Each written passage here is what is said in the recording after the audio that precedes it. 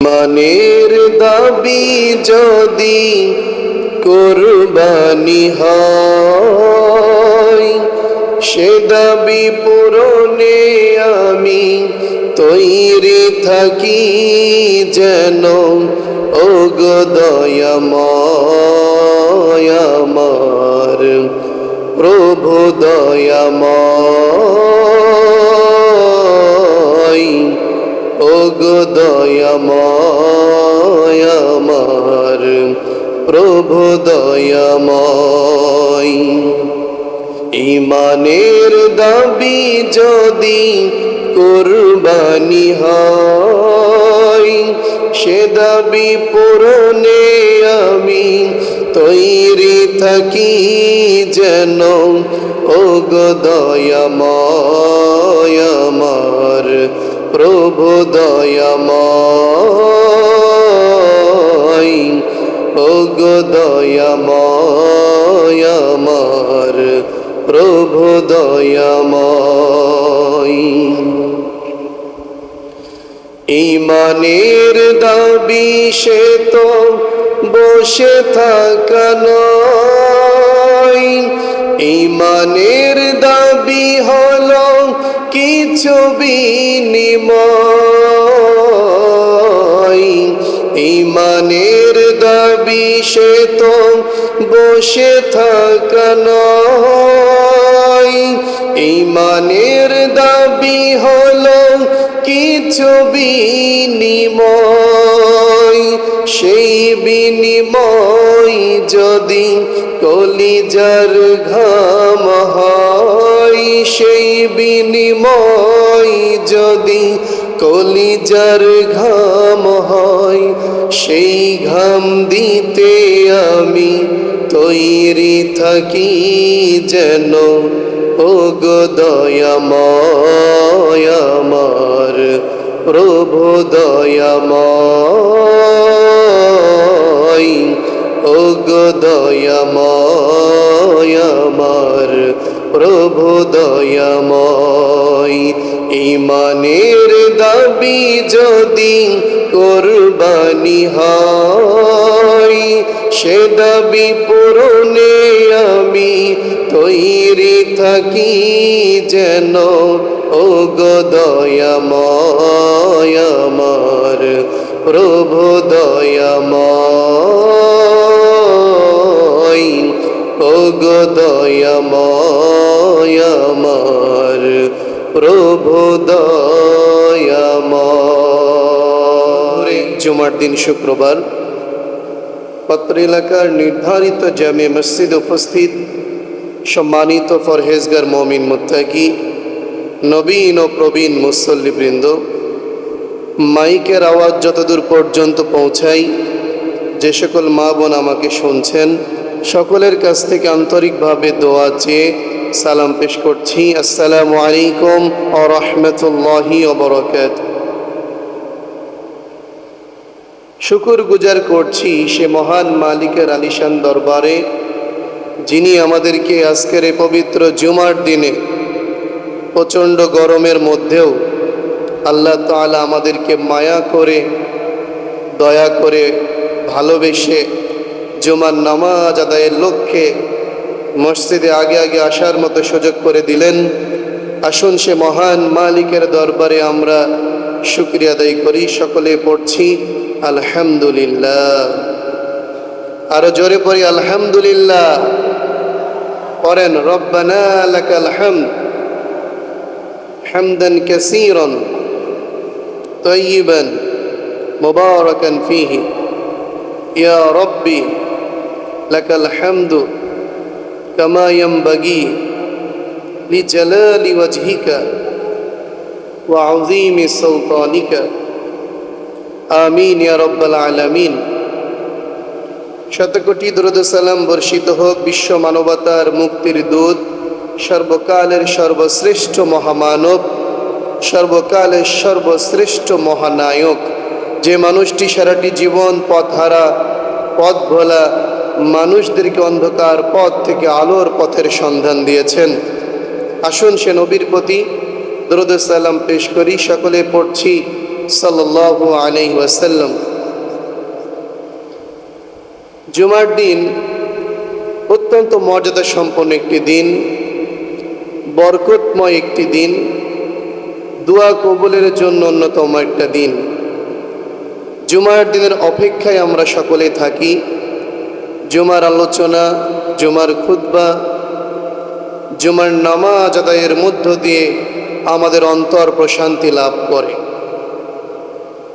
আজকে আপনাদের খেদমতে কুরআনুল কারীমের চমৎকার একটি সূরার নাম হচ্ছে সূরা সফফাত। এই সূরা থেকে 102 নম্বর আয়াতে কারিমা তেলাওয়াত করেছি। ইচ্ছা পোষণ করছি সে আয়াতে কারিমাকে সামনে রেখেই কোরআন ও সুন্নাহর আলোকে কিছু সময় আলোচনা করব। আল্লাহ তাআলা সেই তৌফিক আমাকে দান করুন। সকলেই পড়েন আমিন।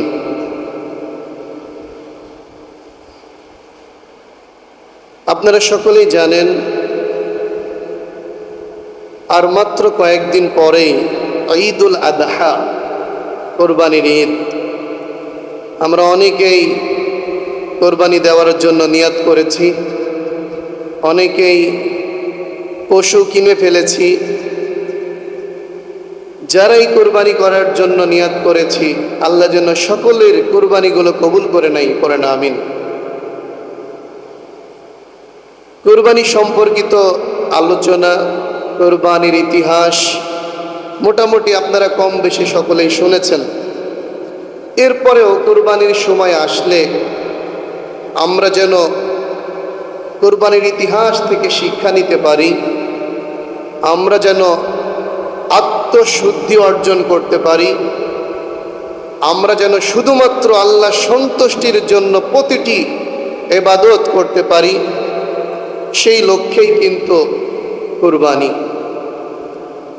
গত জুমায় আমি বলেছিলাম কুরবানি যে নবীর মাধ্যমে আমাদের কাছে এসেছে, যেই নবীর পুরো জীবনটাই ছিল কুরবানি। পৃথিবীতে যত নবী রাসূলগণ এসেছিলেন, সকল নবীদের মধ্যে সবচেয়ে কঠিন থেকে কঠিন পরীক্ষা যে নবী দিয়েছিলেন তিনি হচ্ছেন সাইয়েদনা ইব্রাহিম আলাইহিস সালাম। কেমন কুরবানি তার ছিল, কেমন ত্যাগ তিনি করেছিলেন, আর আমরা কেমন ত্যাগ স্বীকার করি, কেমন কুরবানি করি, এটা নিয়ে কিন্তু আমাদের একটু চিন্তা ভাবনা করারও দরকার। সাইয়েদনা ইব্রাহিম আলাইহিস সালাম তিনি সব উজাড় করে দিয়ে রবের খুশির জন্য, রবের সন্তুষ্টির জন্য পৃথিবীর সমস্ত কিছু একদিকে আর আমার রব, আমার সৃষ্টিকর্তা একদিকে, আমার রব আমাকে যা আদেশ করবেন সে আদেশকে অক্ষরে অক্ষরে মেনে নেওয়া, সেই শিক্ষাই কিন্তু ইব্রাহিম আলাইহিস সালাম আমাদেরকে দিয়েছিলেন। আমি ছোট্ট পরিসরে আপনাদেরকে একটু বলেই আমি আর আলোচনা শেষ করব। সাইয়েদনা ইব্রাহিম আলাইহিস সালাম আল্লাহর আদেশ প্রাপ্ত হয়ে তিনি কুরবানি করেছিলেন, কিন্তু তার কুরবানি খুব কঠিন ছিল। যে অবস্থায় আল্লাহ তাকে কুরবানি করতে বলেছিলেন, সে অবস্থায় দুনিয়ার কোনো সাধারণ মানুষ ওই কাজ করতে পারে না।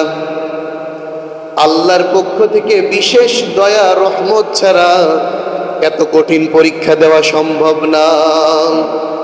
ইব্রাহিম আলাইহিস সালাম ৮৬ বছর বয়স, আর তার স্ত্রীর বয়স ৭৬। মা হাজের আলাইহিস সালামের বয়স ৭৬ আর ইব্রাহিম আলাইহিস সালামের বয়স ৮৬। বয়সের ডিফারেন্স কত? ১০ বছর। এই বৃদ্ধ অবস্থায় এত বছর চলে গিয়েছে, চোখের পানি ফেলেছে, আল্লাহ সন্তান দেয় না। এত বছর পরে আল্লাহ সন্তান দিলেন। সন্তান দিয়েই আল্লাহ তো পরীক্ষা শেষ করে দিতে পারতেন, কিন্তু এরপরে আরো কঠিন পরীক্ষা দিয়ে দিলেন। সন্তানের বয়স যখন মাত্র 7 বছর, হঠাৎ করে একদিন ইব্রাহিম আলাইহিস সালাম স্বপ্নে দেখলেন, হে ইব্রাহিম, তুমি তোমার প্রিয় জিনিসকে কুরবানি করো। সকালবেলায় ঘুম ভেঙে গেল। ঘুম থেকে ওঠার পরে সাইয়েদনা ইব্রাহিম আলাইহিস সালাম ভাবতে শুরু করলেন, আমার জীবনের সব থেকে প্রিয় জিনিস, সব থেকে প্রিয় বস্তু আর কি হতে পারে। এই উপলব্ধি তিনি ঠিকভাবে বুঝতে পারলেন না। কোন কোন বর্ণনা এসেছে, যদিও বর্ণনাগুলো কোরআন হাদিসের দ্বারা, সহিহ বর্ণনা দ্বারা প্রমাণিত না, কিন্তু কিছু কিছু ক্ষেত্রে এসেছে তিনি 100 উট কুরবানি করেছিলেন। শুনেছেন না? পরের দিন আবার উট কুরবানি করেছিলেন, যদিও বর্ণনাগুলো দুর্বল। এক পর্যায়ে একই স্বপ্ন 3 দিন দেখলেন।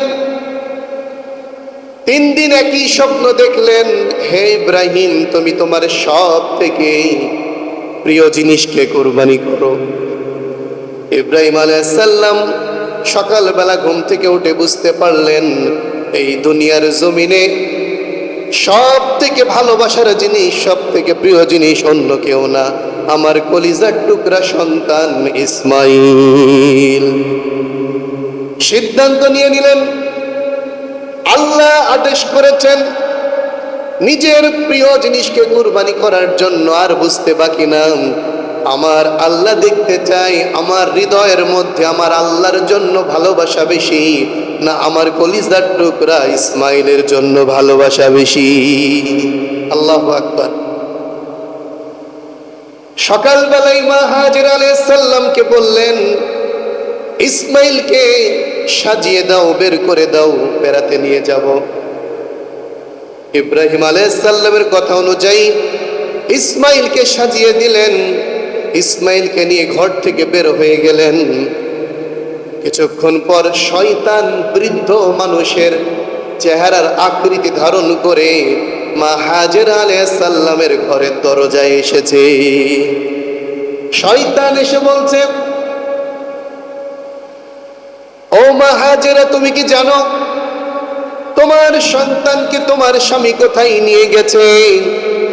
মা হাজেরা বলছে, হ্যাঁ আমি জানি, আমার স্বামী আমার সন্তানকে বেড়াতে নিয়ে গিয়েছে, ঘুরতে নিয়ে গিয়েছে। শয়তান এবার বৃদ্ধ মানুষের আকৃতিতে ধারণ করে বলছে, তুমি জানো না তোমার সন্তানকে তোমার স্বামী জবাই করার জন্য নিয়ে গেছে। আল্লাহু আকবার পড়ো। মা হাজেরা বলছে, অসম্ভব, এটা হতেই পারে না। আমার স্বামী তার সন্তানকে নিজের জীবনের থেকে বেশি ভালোবাসে, নিজের কলিজার থেকে বেশি ভালোবাসে। আমার স্বামী এমন করতেই পারে না। একবার দুইবার বারবার যখন বলছে না, শয়তান বারবার বোঝানোর চেষ্টা করছে, তুমি জানো না তোমার সন্তান ইসমাইলকে আজকে জবাই করার জন্য বের হয়ে গিয়েছে। মা হাজেরা বিশ্বাস করে না কথা। এক পর্যায়ে শয়তান বলছে, তুমি জানো না আমি আল্লাহর কসম করে বলছি, তোমার সন্তান ইসমাইলকে আজকে জবাই করার জন্য তোমার স্বামী নিয়ে গিয়েছে। মা হাজেরা এই কথা শোনার পরে অবাক হয়ে গিয়েছে। মা হাজেরা বলছে, সত্যি যদি তুমি আল্লাহর কসম করে কথা বলো, আর যদি সত্যি হয়ে থাকে, আমার আল্লাহ যদি আমার সন্তানকে কুরবানির মধ্য দিয়ে পছন্দ করে থাকে, আর এই কথা আমি যদি আগে থেকে জানতে পারতাম, আমার সন্তানকে আরো বেশি সাজিয়ে গুজিয়ে আমি বের করে দিতাম। আল্লাহু আকবার। ঈমান কাকে বলে দেখেন, আল্লাহর জন্য সবকিছু কিভাবে উৎসর্গ করে দিতে হয়, তাদের কাছ থেকে আমাদের শিক্ষা নিতে হবে। শয়তান বুঝতে পারলো এখানে ধোঁকা দিয়ে লাভ নাই, আসল জায়গায় যেতে হবে। ইব্রাহিম আলাইহিস সালাম ইসমাইলকে নিয়ে মিনার প্রান্তরে চলছে। ছোট্ট মানুষ, সবে মাত্র একটু বুঝতে শিখেছে, খেলাধুলা করতে শিখেছে। ছোট্ট ইসমাইলকে দূর থেকে শয়তান এবার ধোঁকা দেয়। দূর থেকে ইশারায় বলে, ইসমাইল বাবার সাথে যাও না, তোমার আব্বা কিন্তু আজকে তোমাকে জবাই করবে। বারবার ইশারা করে বোঝাতে চাই ছোট্ট ইসমাইলকে, কিন্তু ইসমাইল তো সেই বাবার সন্তান যেই বাবা আগুনে পড়ার পরেও ঈমানকে আরো মজবুত রেখেছিল। আল্লাহু আকবার। ছোট্ট ইসমাইলকে শয়তান ধোঁকা দিতে পারলো না, বাবার সাথে চলছে। এক পর্যায়ে সংক্ষেপে বলছি, মিনার প্রান্তরে নির্ধারিত স্থানে চলে আসলো। ইব্রাহিম আলাইহিস সালাম আল্লাহর পক্ষ থেকে আদিষ্ট হয়েছে নিজের কলিজার টুকরা সন্তানকে কুরবানি করতে হবে, কিন্তু নিজের সন্তানের মতামত কি, নিজের সন্তান কি বলে, নিজের সন্তানের অভিমত একটু জানার জন্য জবাই করবে যেই জায়গায়, সেই জায়গায় সন্তানকে জিজ্ঞেস করছে। সন্তানকে একটু যাচাই করার জন্য, একটু পরীক্ষা করার জন্য যে আমি আমার সন্তানকে আল্লাহর পক্ষ থেকে যে আদেশ পেয়েছি একটু বলেই দেখি আমার সন্তান আমাকে কি বলে। সেই দিন ইব্রাহিম আলাইহিস সালাম ইসমাইলকে কি কথা বলেছিল আমার আল্লাহ গোটা বিশ্ববাসীকে জানিয়ে দেওয়ার জন্য সূরা সফফাতের 102 নম্বর আয়াতে তুলে ধরেছেন। আমার আল্লাহ বললেন, قَالَ يَا بُنَيَّ إِنِّي أَرَى فِي الْمَنَامِ أَنِّي أَذْبَحُكَ فَانظُرْ مَاذَا تَرَى। আল্লাহু আকবার পড়েন। ইব্রাহিম আলাইহিস সালাম ছোট্ট সন্তান, কলিজার টুকরা সন্তান ইসমাইলকে বলছে, বাবা আমি স্বপ্নে দেখলাম তোমাকে জবাই করছি, আল্লাহ আদেশ করেছে তোমাকে জবাই করার জন্য। ফানজুর মাযা তারা,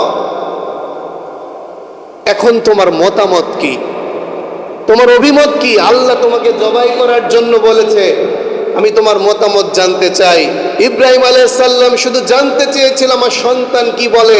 আমার সন্তান হ্যাঁ বললেও কুরবানি করব, আমার সন্তান না বললেও কুরবানি করব, কিন্তু আল্লাহ যে আমাকে বৃদ্ধ বয়সে ৮৬ বছর বয়সে যে সন্তানের জন্য আমি চোখের পানি ফেলে দোয়া করেছি, কেমন সন্তান আল্লাহ দিয়েছে, সেই সন্তানকে একটু পরীক্ষা করার জন্য বলল যে আল্লাহ তোমাকে জবাই করার জন্য বলেছে, তোমার মতামত কি?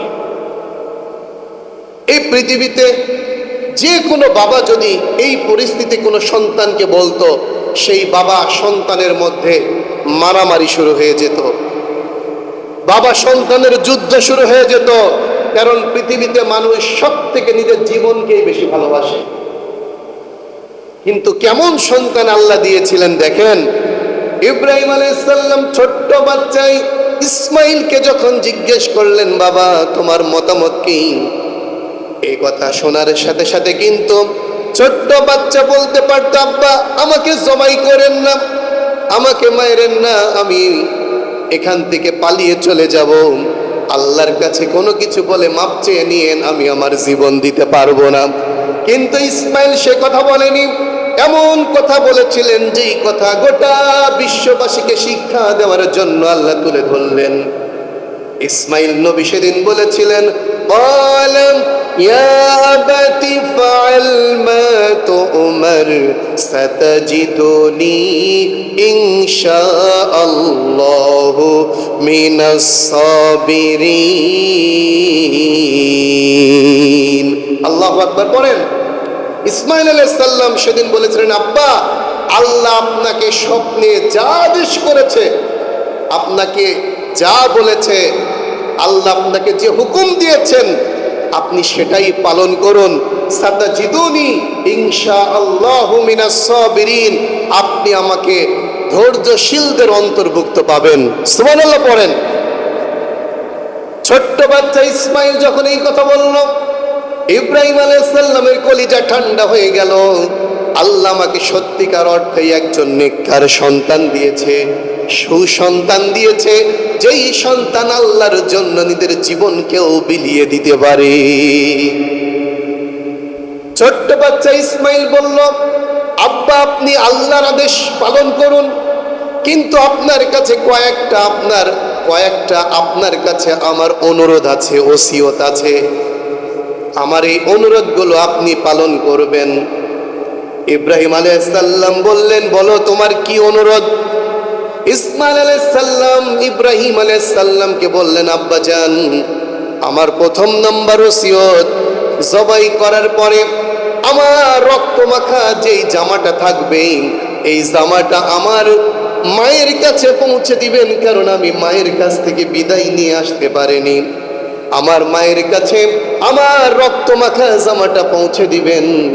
আমার পক্ষ থেকে মাকে জানাবেন, আমি আল্লাহর খুশির জন্য, আল্লাহর সন্তুষ্টির জন্য নিজের জীবন পর্যন্ত বিলিয়ে দিয়েছি। আল্লাহু আকবার বলেন। আমার মাকে আমার রক্ত মাখা জামাটা দিবেন, যেন আমার মা আমার এই রক্ত মাখা জামাটা দেখে একটু সান্ত্বনা পায়। ইব্রাহিম আলাইহিস সালাম কথা শুনে চোখ দিয়ে টপ টপ করে পানি পড়ছে। ইসমাইল নবী এবার ইব্রাহিম আলাইহিস সালামকে বললেন, আব্বাজান, দ্বিতীয় নাম্বার ওসিয়ত হলো, আপনি আমার হাত পা শক্ত করে বেঁধে রাখবেন, শক্ত করে বাঁধবেন, যেন আমি নড়াচড়া করতে না পারি। ইব্রাহিম আলাইহিস সালাম বললেন, কেন আব্বাজান, কেন তোমার হাত পা বাঁধতে হবে? ইব্রাহিম আলাইহিস সালাম এই কথা বলার পরে ইসমাইল আলাইহিস সালাম বলেন, আব্বা, আমি শুনেছি মৃত্যুর যন্ত্রণা বড় কঠিন, মৃত্যুর যন্ত্রণা সহ্য করা যায় না। জীবন্ত একটা পাখির ডানা, পাখির পালকগুলো, পাখির চামড়া টেনে টেনে খুলে ফেললে যেমন কষ্ট হয়, তার থেকেও বেশি কষ্ট হয় মৃত্যুর কষ্ট। একজন জীবন্ত মানুষের মুখের ভিতরে যদি একটা কাঁটা যুক্ত বিশাল ডাল মুখের ভিতরে নিক্ষেপ করা যায়, নিক্ষেপ করার পরে ওই কাঁটা যুক্ত ডালটা যদি সজোরে টান দেওয়া যায়, তাহলে যেমন কষ্ট হয়, এর থেকেও হাজার হাজার গুণ বেশি কষ্ট মৃত্যুর যন্ত্রণা। আল্লাহু আকবার করেন। আব্বাজান, আমি শুনেছি অনেক কষ্ট হয় মৃত্যুর যন্ত্রণা, এজন্য হাত পাগুলো বাঁধবেন, যেন যন্ত্রণায় কষ্ট পেয়ে হয়তোবা আপনার গায়ে আমার হাত লেগে যেতে পারে, আমার পা আপনার গায়ে লেগে যেতে পারে, মৃত্যুর সময় যেন আপনার সাথে আমার বিয়াদবি না হয়ে যায়। আল্লাহু আকবার পড়েন। সন্তান তো এমনই হওয়া উচিত, কোনো অবস্থায় আব্বা আম্মার সাথে বিয়াদবি করে না। ইসমাইল আলাইহিস সালাম এই কথা বলার পরে 3 নম্বর ওসিয়ত করলেন, আব্বাজান, আপনার কাছে আমার অনুরোধ, জবাই করার সময় আমার মুখটা আপনি নিচের দিকে রাখবেন, আমাকে উপর করে শুইয়ে দিবেন, আমার পিছন দিক থেকে, ঘাড়ের দিক থেকে জবাই করবেন। ইব্রাহিম নবী বললেন, কেন বাবা, সামনের দিক থেকে জবাই করলে কি হবে? ইসমাইল নবী বললেন, আব্বা, আমি জানি আপনি আমাকে কত ভালোবাসেন, আপনার কলিজার টুকরা সন্তান আমি জানি। জবাই করার সময় যদি আমার চেহারার দিকে আপনার চোখ পড়ে যায়, আপনার মনের ভিতরে মায়া জন্ম নেবে, আপনার মনের ভিতরে আমার জন্য ভালোবাসা জন্ম নেবে আব্বা। এই জন্য আপনি আমাকে উপর করে জবাই করবেন, আর ছুরিটা খুব ভালো করে ধার দিয়ে নিবেন, যেন তাড়াতাড়ি জবাই হয়ে যায়। আল্লাহু আকবার। সন্তানের ওসিয়ত শুনে ইব্রাহিম নবী অবাক হয়ে যায়, জবাইয়ের জন্য প্রস্তুতি নিবে। এমন সময় ইসমাইল বলছে, আব্বা, আমার হাত পা গুলো বাঁধার দরকার নাই। কেন? তুমি না এখনই বললে হাত পা বাঁধতে হবে। ইব্রাহিম নবী কথা বলার পরে ইসমাইল বলছে, আব্বাজান, হাত পা আপনি বাঁধবেন না, আমার যত কষ্ট হয়ে যাক, আমি আপনার সাথে বেয়াদবি করব না, আমি হাত পা নড়াচড়া করব না, আমি কোনো ধরনের বেয়াদবি করব না আব্বা। কিন্তু যদি আজকে আপনি হাত পা বেঁধে আমাকে জবাই করেন, কিয়ামতের ময়দানে হয়তোবা আমার আল্লাহ এমনটা ভাবতে পারে, ইসমাইল আমার জন্য জীবন দিতে রাজি হয়নি, হাত পা বেঁধে তাকে জবাই করা হয়েছে। আল্লাহু আকবার করেন। ঈমান কাকে বলে দেখেন। ইসমাইল হয়তো রাজি ছিল না, হাত পা বেঁধে তাকে জবাই করা হয়েছে। আপনি আমার হাত পা খুলে দেন, আমি হাত পা খোলা অবস্থায় আমি আল্লাহর জন্য আমার জীবন দিয়ে দিব। আল্লাহু আকবার বলেন। ইব্রাহিম আলাইহিস সালাম সন্তানের কথা শুনে কলিজাটা ভরে গিয়েছে, এইবার জবাইয়ের জন্য প্রস্তুতি নিয়েছে। ইসমাইল আলাইহিস সালামকে জবাই করবে, শুইয়ে দিয়েছে। এমন সময় শয়তান ধোঁকা দেয়, ইব্রাহিম নবীর অন্তরের মধ্যে শয়তান ধোঁকা দেয়। হাই রে, তুই কি করছিস? তুই নিজের কলিজার টুকরা সন্তানকে জবাই করছিস? জবাই করিস না। সন্তানকে এইভাবে শেষ করে দিস না, আল্লাহর কাছে মাপ চেয়ে নে যে আল্লাহ আমি পারবো না। ইব্রাহিম আলাইহিস সালাম বুঝতে পারলেন শয়তান আমার অন্তরের মধ্যে ওয়াসওয়াসা দেয়, ধোঁকা দেয়। সাথে সাথেই শয়তানের দিকে লক্ষ্য করে ইব্রাহিম আলাইহিস সালাম পাথরে নিক্ষেপ করতে শুরু করলেন। আল্লাহু আকবার বলেন। যে আমলটা আমার আল্লাহর এত পছন্দ হয়েছে, হাজার বছর ধরে, যুগ যুগ ধরে হাজী সাহেবরা হজ করতে যায়, যেই পাথর মারাকে হাজী সাহেবের জন্য আমার আল্লাহ ওয়াজিব করে দিয়েছেন। আল্লাহু আকবার বলেন। এক পর্যায়ে ইব্রাহিম আলাইহিস সালাম ইসমাইলকে জবাইয়ের জন্য প্রস্তুতি নিলেন, জবাই করবেন। উপরের দিকে তাকিয়ে আছেন, সন্তানের মুখের দিকে তাকাচ্ছেন না। কোন বর্ণনা এসে চোখ বেঁধে ফেলেছেন। সন্তানকে জবাই করার জন্য জবাই করতে চান, জবাই হয় না। জবাই করতে চাই, জবাই হয় না। কোন কোন বর্ণনা এসেছে ছুরিটা রাগ করে একবার ফেলে দেন। কেন? শয়তান কি আমাকে বাধা দিচ্ছে জবাই করতে? যেই ছুরিটা একটা পাথরের উপরে পড়ে যায়, ছুরিটা এত ভারী, এত ধারালো ছিল, পাথরটা পর্যন্ত দ্বিখণ্ডিত হয়ে গিয়েছে। আল্লাহু আকবার বলেন। তার মানে ছুরির ধার ঠিকই ছিল, ছুরির ওজন ঠিকই ছিল, আমার আল্লাহ জবাই বাধা দিয়েছে। সুবহানাল্লাহ বলেন। এক পর্যায়ে জবাই হয়ে গিয়েছে, চোখ খুলে দেখছে সন্তান জবাই হয়নি। আমার আল্লাহ কুদরতি ভাবে জিবরিল আমিনকে পাঠিয়ে দিয়েছে, জান্নাত থেকে দুম্বা পাঠিয়ে দেয়, জবাই হয়ে গেছে দুম্বা, সন্তান ইসমাইল দাঁড়িয়ে আছে। আল্লাহু আকবার পড়েন। এটাই হচ্ছে কুরবানির ইতিহাস। এখান থেকে আল্লাহ শিক্ষা জারি করে দিলেন। এই ঘটনা যখন ঘটে গেল, কোথায় থেকে যেন গায়েব থেকে আওয়াজ চলে আসলো, কদ সাদ্দাকতা রুইয়া ইন্না কাযালিকা নাজজিল মুহসিনিন। হে ইব্রাহিম, আমি কোন বাবার হাতে সন্তান জবাই হোক এটা চাই না দেখতে। আমি জীবন চাই না, আমি রক্ত চাই না, আমি কোনো কিছু চাই না। আমি ইমানদার ব্যক্তির শুধুমাত্র অন্তরটা দেখতে চাই, আমার জন্য সবকিছু উৎসর্গ করতে পারে কিনা। সুবহানাল্লাহ বলো। ইন্না কাযালিকা নাজজিল মুহসিনিন। তুমি তোমার স্বপ্নকে বাস্তবায়ন করেছো। ইমানদার সৎকর্মশীল যারা, তাদেরকে এইভাবেই আমি পুরস্কৃত করে থাকি। সুবহানাল্লাহ পড়েন।